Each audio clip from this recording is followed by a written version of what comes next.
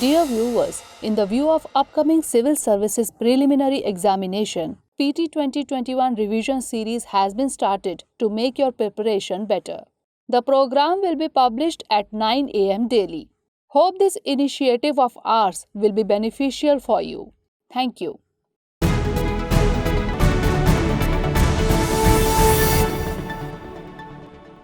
Hello and welcome to the in-news series of Drishti IAS. I am Pooja Dwivedi, and in this segment today, we are going to discuss about the GST Council Meet. This topic is important from the perspective of prelims and also from the perspective of GS mains papers. Before we begin, I would like to tell you about a course that we have started for the revision for prelims 2021. So if you're new to this channel or you have no knowledge about it, kindly visit our Drishti IAS English learning channel on YouTube, and you can see it every day from 9 a.m. in the morning, and we have covered 2 episodes. So you can begin with environment and ecology. Let's begin with the topics of discussion that we are going to look at. We will start with the news, then we will cover all these topics in brief. So the news is this, that the 45th GST Council Meet is and has taken place today itself in Lucknow, and very important announcements are there in the pipeline. The announcements will be made in the evening, and whatever we are going to cover here is supposed to be a base for those announcements. So let's move on and talk about the GST Council. What is the GST Council? Now we will give you certain preliminary facts here. When the goods and services tax, which is a value-added tax and a destination-based tax, was announced and introduced into the country by the 101st Amendment Act of 2016. Okay. Then came into being a council needed for decision-making with respect to the tax structure, the exemption of goods and services from tax, what are the services, what should be the tax rates. This is all decided by the GST Council. So GST Council is basically a constitutional body. Okay, this could be a prelims question. Constitutional body under Article 279A. And who presides over the meeting? The Union Finance Minister presides over the meeting. I am going to write the abbreviation UFM. And other members are the Minister of State of Finance from the center. Then we also have State Finance Minister from every state.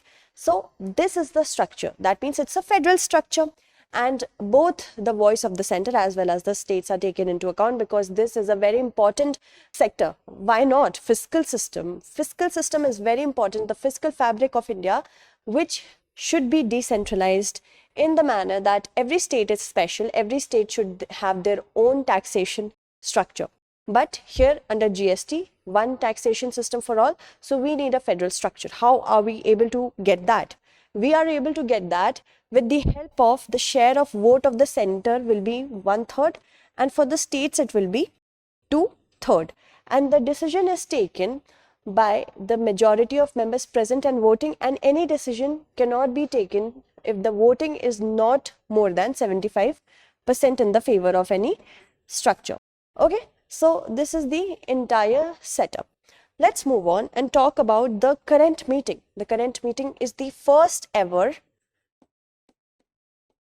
physical presence meeting after the outbreak of the pandemic, and that is why it is very important. There are certain measures that we need to keep in mind when we talk about this particular meeting. It's going to focus on 3 key areas.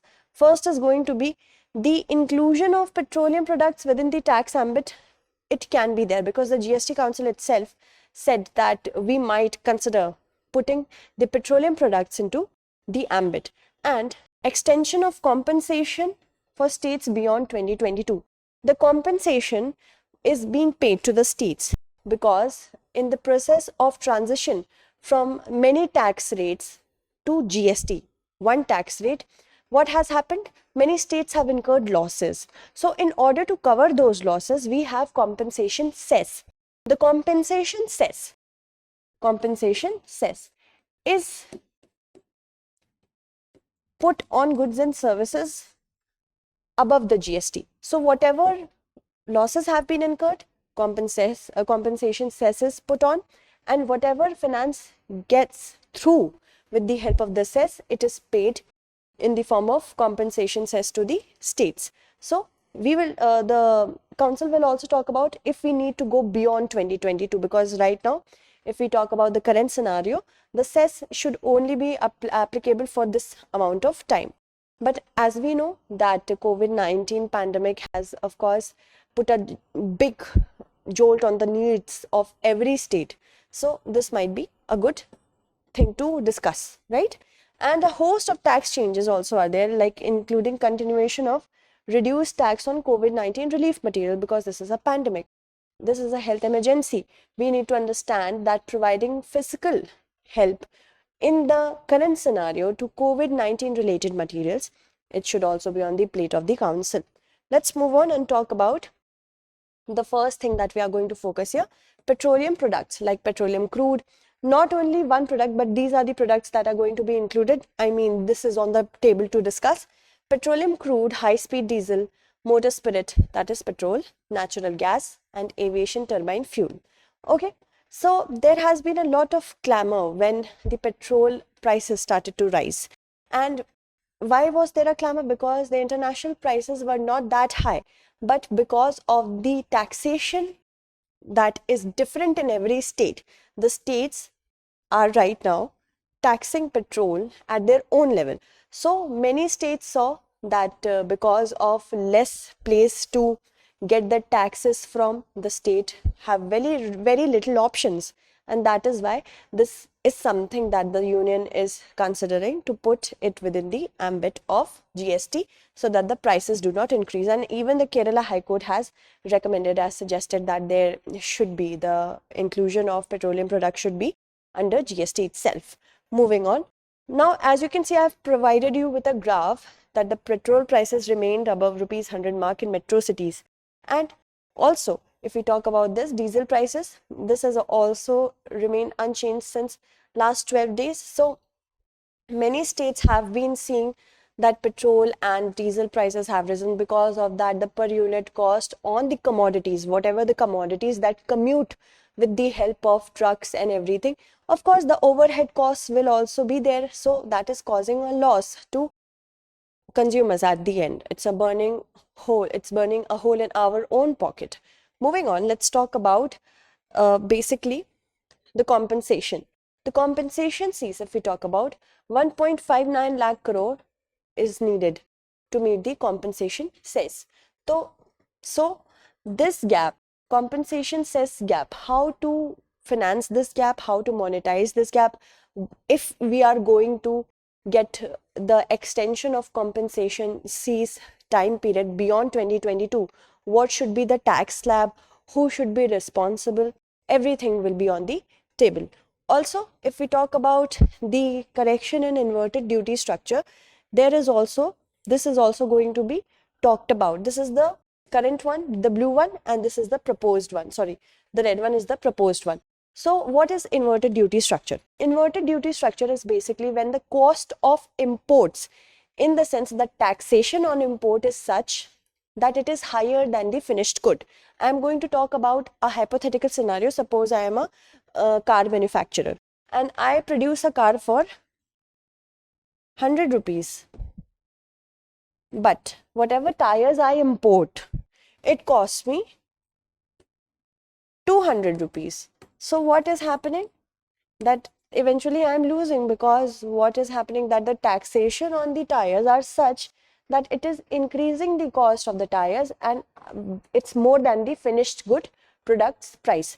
So that is what we are needed, that we need to have a correction in the inverted duty structure in order for the industry to avail input tax credit.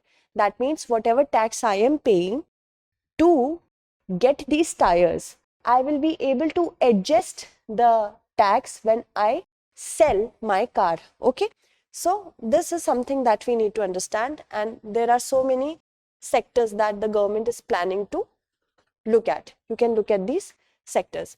So solar PV modules and renewable equipment, the current one is 5%, proposed is 12%, like that only. And similarly here. Okay, let's move on and talk about the challenges. There are many challenges right now. It is not easy to just take decisions and then think that nothing will happen, nothing, not wanted will happen, because it's a trial period. Right now, GST is on a trial and error method. Even though we are in the almost, since the 2016, we are almost in the 5th to 6th year, we are moving towards that. But of course, GST Council meets are there in order to regularly check what is wrong, what is right, right? And less place to maneuver for taxation, in the sense, if everything will come under the GST, what will the states do in future? Right now, we have the provision of compensation cess, but if the states are not able to monetize their programs through their own taxation structure, because every state is very different in their own needs and wants and their resources, so there will be a less place to maneuver when it comes to taxation, and that can cause a fiscal constraint not only on the states but the union as well. State finance, in the sense that if we will not have many options of the commodities to tax, although we have the provision of SGST, CGST, IGST, that is another thing, but still the objects, if they get centralized into one hands, what is the federal structure? Because it will have a problem on the federal as well as the fiscal fabric, right? So that is something that we need to understand.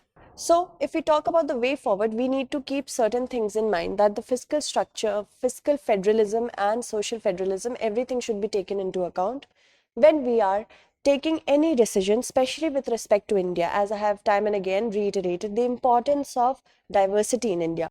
Also, trial period. This is again something that the GST Council is keeping in mind, that whenever the GST Council finds and thinks about something that is unwarranted and unwanted happening, they come together and understand about the problems. And this is, as we say, this is a trial period. And also compensation monetization is needed, not only through the help of cess, but also because right now compensation cess is very official. We can also think about increasing the revenue of the government in many other ways, so that it can make up for the losses of the state. Okay, let's move on to our mains based question. Discuss the advantages and disadvantages of bringing petrol and diesel within the ambit of GST. So that's it for today. Tomorrow we shall meet again with another segment. Until then, stay updated, and thank you so much for watching.